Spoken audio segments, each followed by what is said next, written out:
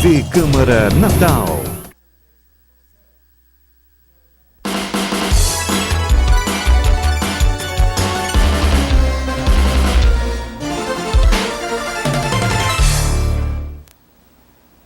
Olá, está começando mais um programa Pensando Bem aqui na sua TV Câmara. E hoje o nosso programa debate um pouco aí de política e de economia com um convidado especial. Está aqui do meu lado o ex-deputado federal Ney Lopes. Seja bem-vindo, deputado, aqui ao Pensando Bem. É uma alegria retornar aqui, Danilo, e conviver e conversar com você e com os nossos telespectadores, a quem eu saúdo nessa hora. Vamos logo começando por os temas que o senhor se destacou, deputado, durante toda a sua vida política, aí, que foi o setor mais econômico, né? A gente acabou aí de ter a visita da presidente Dilma Rousseff aqui no estado, e um detalhe que me chamou a atenção, mas que foi até pouco divulgado na imprensa, a governadora, durante a oportunidade que teve, reivindicou, chegou a pedir à presidente Dilma Rousseff que ainda incluísse o Rio Grande do Norte na Transnordestina, uma antiga luta do deputado Ney Lopes quando esteve na Câmara Federal. Como é que o senhor viu essa iniciativa da governadora? E o fato do Rio Grande do Norte, pelo visto, né, vai ficar mesmo fora da Transnordestina? Olha, Danilo, isso foi um dos maiores crimes cometidos contra o Rio Grande do Norte. Eu era deputado federal, tenho até alguns livros editados pela Câmara, que tem vários discursos meus, debates, retratando esta luta e reivindicando, pedindo e clamando para que o Rio Grande do Norte não ficasse fora desta ferrovia. Você veja o seguinte, a ferrovia transnordestina vai ligar o Piauí a Pernambuco. O único estado por onde ela não passa é o Rio Grande do Norte. Um dos propósitos da ferrovia transnordestina, segundo disse o presidente Lula, que foi quem a lançou, é dar condições de desenvolvimento ao semiárido do Nordeste, que é a região típica da seca. O estado cujo território tem mais áreas de semiárido é o Rio Grande do Norte. Tem 93%, em torno de 90% da área do Rio Grande do Norte está incluída no semiárido nordestino. Como é que o Rio Grande do Norte, com o potencial que tem de ser o ponto estratégico, do ponto de vista geográfico, da Europa, da África, né, com a capacidade de ter um polo de exportação, um polo turístico aqui, como é que o Rio Grande do Norte fica fora da ferrovia transnordestina? Inclusive tem um professor da Universidade do Rio de Janeiro chamado Marcos Caldas, que ele foi contratado pelo Ministério do Transporte à época, fez um estudo que prova por A mais B que cerca de 300 quilômetros da ferrovia transnordestina deveria passar pelo nosso estado, atravessando ali, vindo por Mossoró, Vale do Açu até Natal. Esse estudo eu tive acesso a ele, transcrevi nos anais da Câmara dos Deputados, está transcrito. Fiz apelo de todo tipo. Ninguém se sensibilizou naquela época, porque era o presidente Lula, com a grande popularidade, a então governadora não queria, com certeza, desagradar o presidente Lula. As classes empresariais ficaram caladas, não consegui sensibilizar. Não houve um empresário, um líder empresarial, um trabalhador que também tinha que... Isso significava progresso e emprego para o Estado. Resultado, está aí sendo construída a ferrovia transnordestina, aliás, muito lentamente, com alguma... Aí houve até aqui pessoas ligadas a Lula, ao partido do presidente Lula, que essas pessoas chegaram a dizer que não tinham o que fazer porque ia ser uma concessão privada do empresário Benjamin Steinbuch. Você imagina o PT dizer isso? Defender empresa privada para excluir o Rio Grande do Norte? Realmente é uma concessão, a companhia, se não me engano, é nacional, não me lembro, Rede Ferroviária, a empresa do Benjamin Steinbuch, que eu não me lembro o nome agora, ele é o concessionário que vai explorar, realmente é, mas com dinheiro público, o BNDES financia, o Fundo Constitucional do Nordeste, através do Banco Nordeste, financia. O trajeto foi aprovado pelo governo, como não podia deixar de ser. Como é que o Brasil vai fazer uma ferrovia e o empresário é quem ia dizer qual era o trajeto? O trajeto era o governo. Foi a agência de transporte, junto com os órgãos do Ministério do Transporte, que eles todos definiram o trajeto da Transnordestina. Pois bem, teve gente aqui ligada ao partido do presidente Lula, pessoas com mandato naquela época, né, que rebateram me dizendo, não tem o que se fazer, que é uma empresa privada. É uma coisa, realmente o Estado perder a ferrovia transnordestina é imperdoável, imperdoável. Mas, a essa altura, a governadora, como você disse, eu li na imprensa, fez um apelo à presidente Dilma.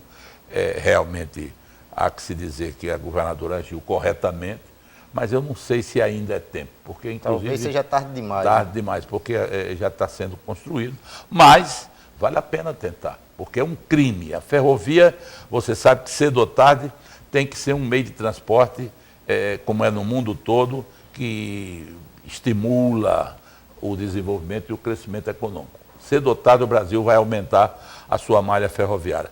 E numa oportunidade dessa, uma ferrovia que se caracteriza por ser nordestina, deixa de passar no estado mais nordestino do Nordeste, que é o Rio Grande do Norte, é uma coisa que não... Eu lutei muito, ainda hoje como jornalista, eu não tenho mandato, não estou na política, mas como jornalista eu não perco a oportunidade de levantar essa questão, porque quem sabe pode haver ainda um milagre aí que a gente seja incluído, né? Agora, deputado, o senhor, eu li também, me informei sobre isso na imprensa e vi algumas notícias a respeito. O senhor promete revelar esses nomes, revelar toda a história envolvendo a Transnordestina, entre outros assuntos, em um livro que o senhor estaria produzindo.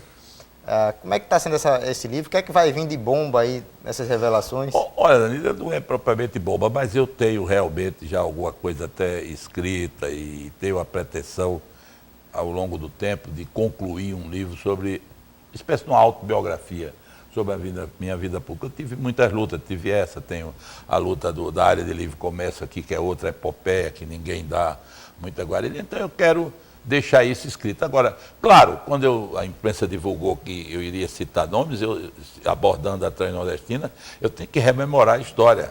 Por exemplo, se eu digo que teve alguém do PT que disse isso sobre a Transnordestina querendo me contraditar, no livro eu tenho que botar o nome. Agora não adianta para não estar... Mas eu tenho que botar o nome daqueles que incorporaram. Por exemplo, teve uma reunião dramática em Brasília, com a bancada federal todinha, e a então governadora Vilma de Farias, quando estava para definir essa ferrovia transnordestina.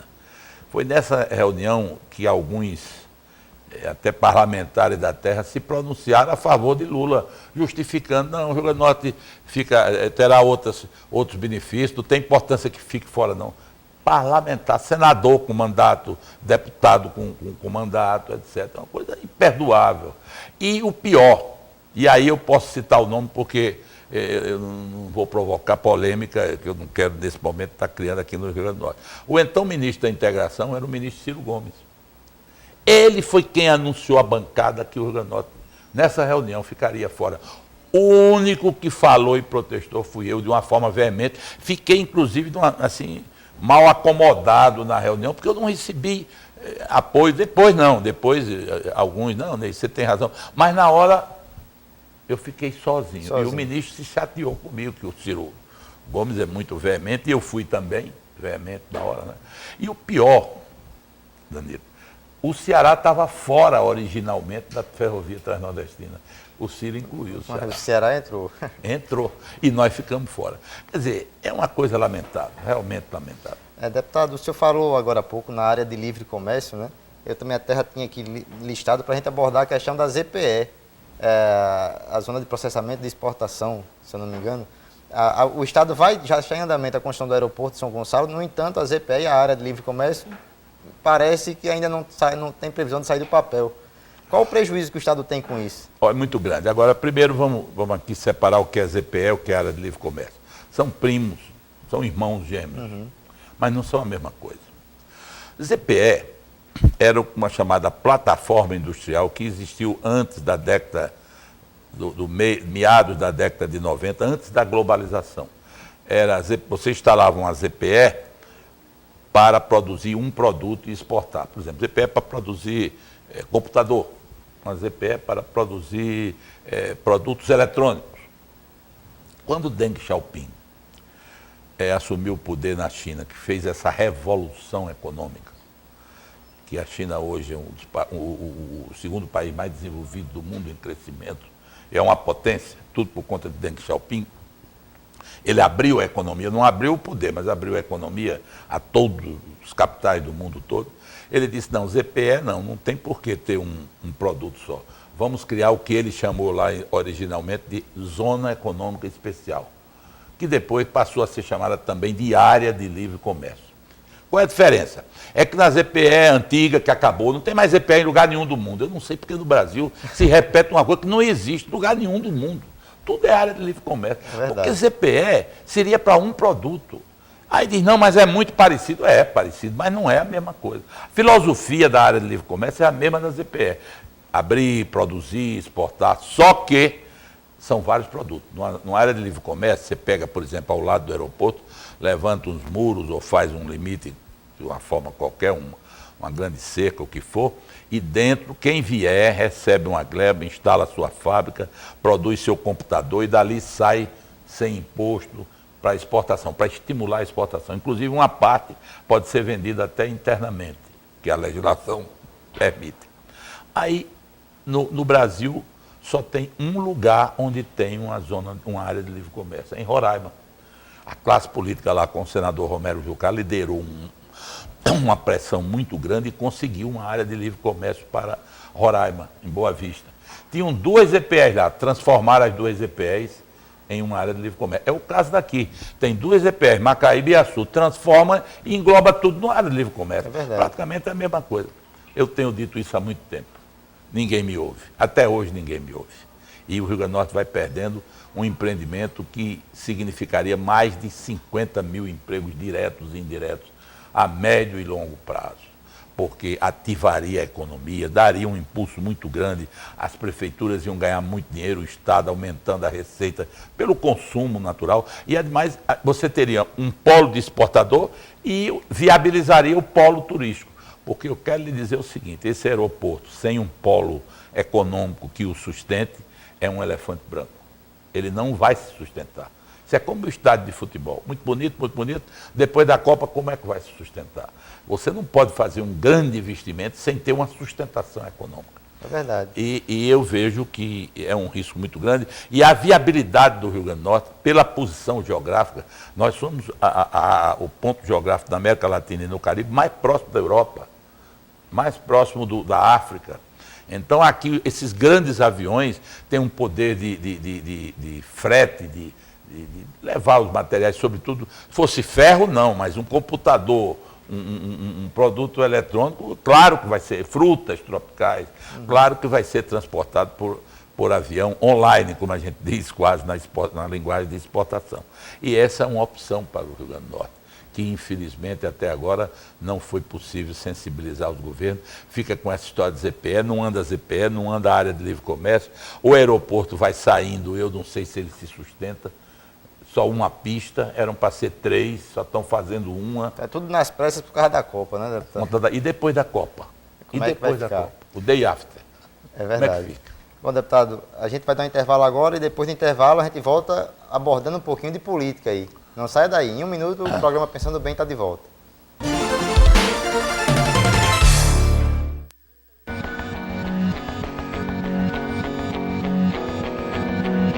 Agora é a sua voz que a gente quer ouvir. Se você souber de algum caso de violência sexual contra criança ou adolescente, denuncie. O seu nome será mantido em sigilo e você estará ajudando a mudar essa triste realidade. Denuncie, ligue 100. Solte a sua voz contra esse crime. Quem não denuncia também violenta. Uma campanha do Ministério Público do Rio Grande do Norte.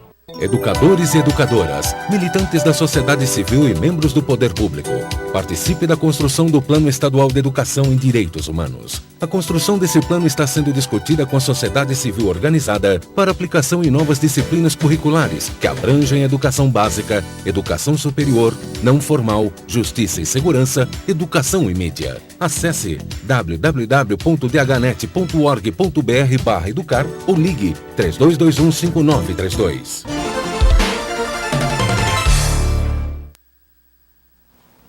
Estamos de volta com o programa Pensando Bem, que hoje entrevista aqui o ex-deputado federal Ney Lopes. No bloco anterior a gente falou bastante de economia, deputado, agora vamos entrar um pouquinho aí em política, né? Como é que o senhor está vendo aí o governo, primeiro vamos para a questão nacional, o governo Dilma Rousseff O senhor, como membro do Democratas aí, né, foi durante alguns anos bastante crítico aí da gestão do PT, ainda durante o presidente Lula. Como é que o senhor vê a continuação desse governo do PT hoje com Dilma Rousseff?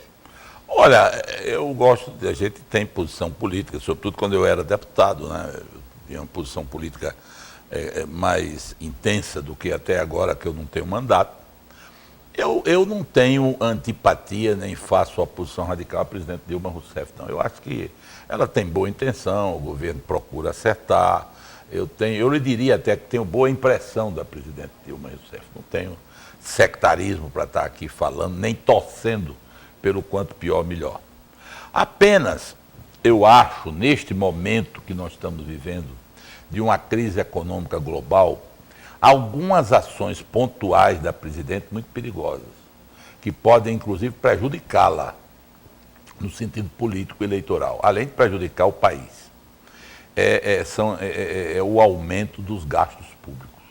Nós estamos à beira de crise econômica, de risco de volta da inflação. A Argentina aqui está numa situação lamentável. Na América Latina, os únicos países que estão indo bem até agora são o Chile e o Peru. O restante, até o México, está enfrentando dificuldades. E a presidente tem se posicionado assim, de uma maneira de elevar gastos públicos, abrindo a caixa de bondade, financiando isso. Eu não digo os programas sociais, tipo Bolsa Família e outros, esses são intocáveis, esses têm que ser mantidos. Mas você acrescentar despesas numa hora de crise não é bom. Já são 39 ministérios, né? Ministério, criando ministério demais. Se diz que 12 ministérios, 15 já resolvia. Então, isso pode provocar o quê? Pode provocar um retorno da inflação. Olha, a inflação, quem sofre com a inflação é o assalariado. É a dona de casa, que vai no supermercado, o feijão está 1 quilo, um preço, na outra semana já está outro, e o salário não aumenta. É verdade. Eu vivi, a minha geração no governo Sarney, por exemplo, inflação de 100%. Um verdadeiro inferno de vida para todo mundo. Então, eu acho que estava na hora, e nisso daí eu acho que a oposição tem responsabilidade também, da própria oposição chamar a presidente Dilma Rousseff, sentarem-se todos numa mesa e lutar contra a inflação, que é o inimigo comum. Eu até não concordo quando a oposição fica com esse discurso só, é porque subiu o tomate, porque subiu... Ele tem que dizer um plano para o país para que isso não ocorra. A oposição, para se dar bem, tem que transmitir credibilidade. Que você diga, não, se fulano ganhar, ele sabe o que quer. Até o momento, não há um plano para o país. Se você perguntar o que é que pensa a oposição brasileira para evitar que a inflação atinja o nosso país, não se diz. É só slogan daqui, slogan dacolá, tentando, de certa forma, até aproveitar os erros do governo que existem, mas numa hora como essa, é como você ter um ente querido doente. Você não pode estar insultando o médico, você tem que chamar uma junta médica para ver se salva o doente.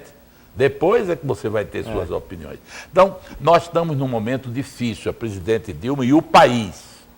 Ela, de certa forma, tem procurado evitar, tem feito uma desoneração fiscal muito grande, tira imposto daqui, tira da acolá, mas isso dá com uma mão, tira com a outra, do ponto de vista da economia, e nós estamos com a despesa pública aumentando, estamos com o dólar disparando, isso significa um fator muito evidente de que o processo inflacionário pode voltar. Vamos pedir a Deus que isso não ocorra, e vamos pedir a Deus que ela, Dilma, e oposição, se sentem numa mesa e cuidem de evitar que a inflação... Deixa a eleição para o ano que entra. Vamos agora cuidar de evitar que o Brasil entre num processo inflacionário.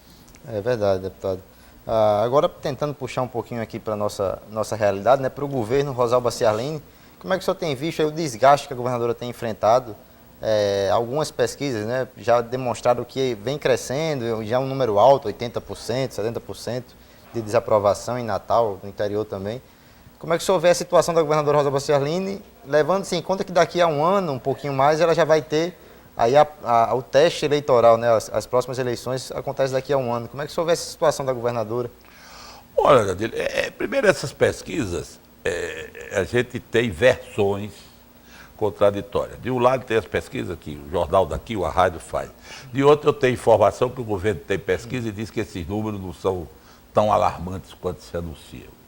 Eu tenho percebido em alguns contatos com pessoas, eu não sou do governo, não tenho intimidade com a governadora, embora naturalmente a conheça de muitos anos, formamos um partido juntos, né?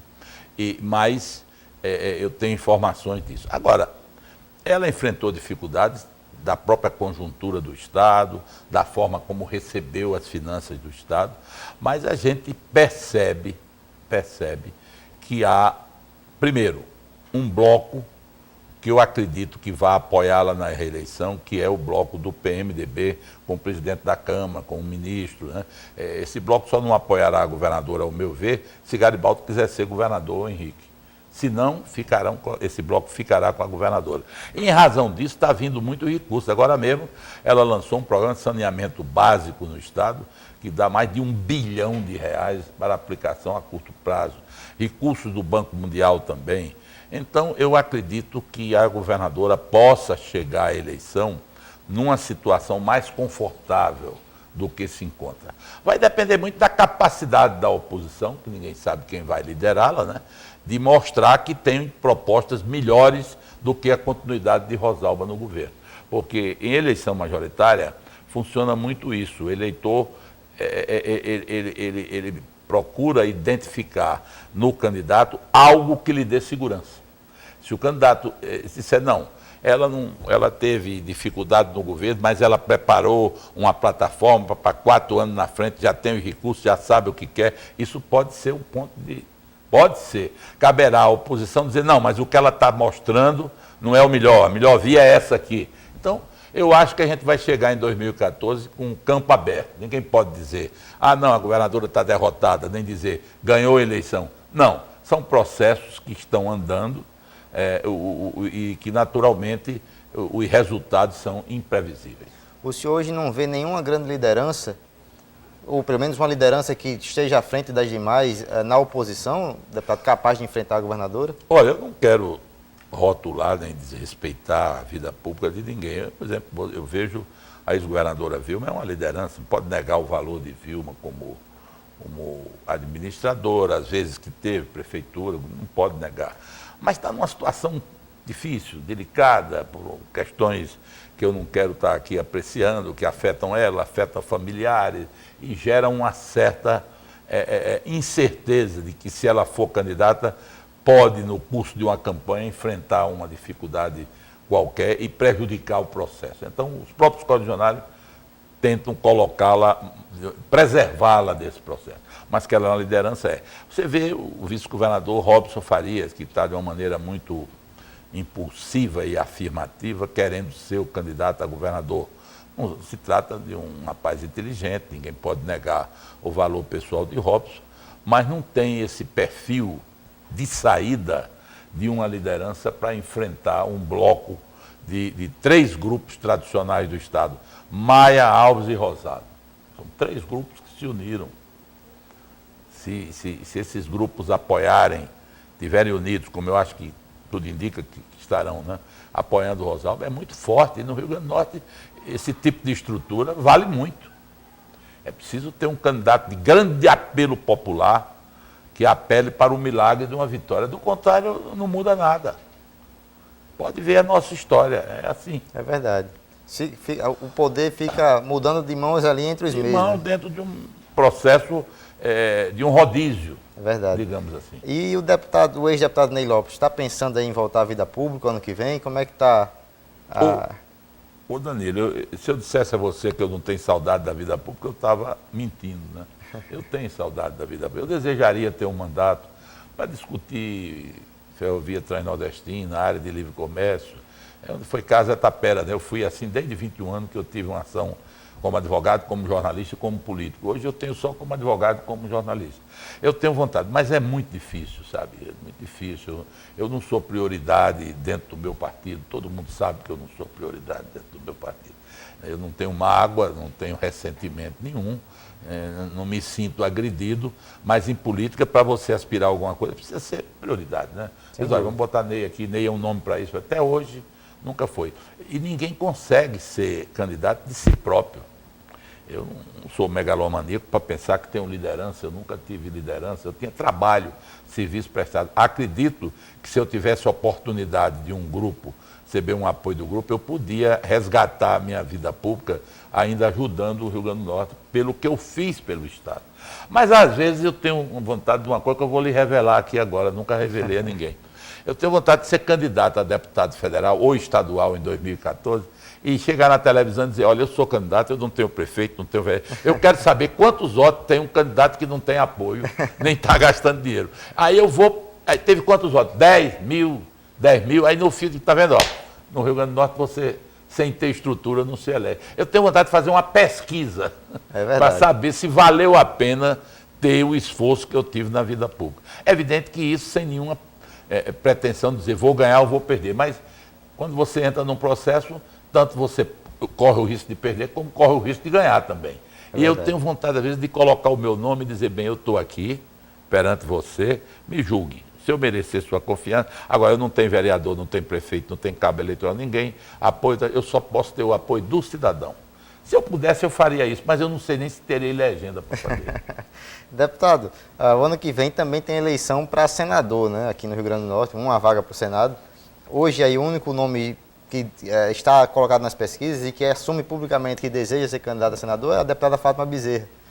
Como é que o senhor vê esse cenário? A deputada é favorita aí para essa disputa? Olha, a deputada Fátima Bezerra tem o valor dela, é uma moça que trabalha e eu não tenho por que não reconhecê-la como dar legitimidade à pretensão dela. Agora, não se sabe quem ela vai ter como adversário. Quer dizer, essa história de dizer que ela está na frente de quem? Dela mesma? É verdade. Então não há ainda um nome, será Henrique, será quem que, que os grupos vão lançar. Depois, quando definirem o nome do Senado, naturalmente vai ser uma disputa bonita também a do Senado, né? Deputado, a gente está chegando aqui no final do programa, eu queria só uma resposta do senhor a respeito aí também de um acontecimento do passado. O senhor foi candidato a vice-governador na chapa do então senador Garibaldi Filho, né, em 2006, quando ele se candidatou a governador novamente, e acabaram derrotados, né, naquela época. O senhor se arrepende de ter deixado uma candidatura à reeleição de deputado federal para tentar ser vice-governador naquela chapa? Me arrependo muito. Deixei a minha vida pública ali e me arrependo demais. Se eu tivesse disputado deputado federal, ainda estaria na vida pública, que é o que eu gosto de fazer, defendendo o Rio Grande do Norte. Mas aí houve aquele insucesso de Garibaldi e, consequentemente, o meu, né? E o meu lugar foi ocupado pelo deputado, ocupado que eu digo assim, dentro do partido, pelo deputado Felipe Maia, e as coisas ficaram muito mais difíceis. Ficou difícil recuperar, né? Mas pode ser que ano que vem, deputado estadual... Não sei, é difícil. O processo do Rio Grande do Norte com o fechamento... O Rio Grande do Norte é o estado politicamente mais fechado do Brasil. É verdade. Você não se engane. Tem uma oposição e tem 3 grupos tradicionais unidos. É difícil. E o pior, o povo não o povo bate palma para quem estiver no poder mesmo, não tem conversa não. Deputado Ney Lopes, obrigado pela presença aqui no programa Pensando Bem. Foi muito bom, foi uma honra recebê-lo aqui no programa, deputado. Para mim foi uma alegria, Danilo, eu agradeço a você, estarei sempre às ordens. E agradeço também a paciência do telespectador aí que nos ouviu durante esse tempo todo. Um abraço para todos. Obrigado ao deputado, obrigado a vocês que acompanharam o programa até o final. A gente volta na semana que vem. Até lá.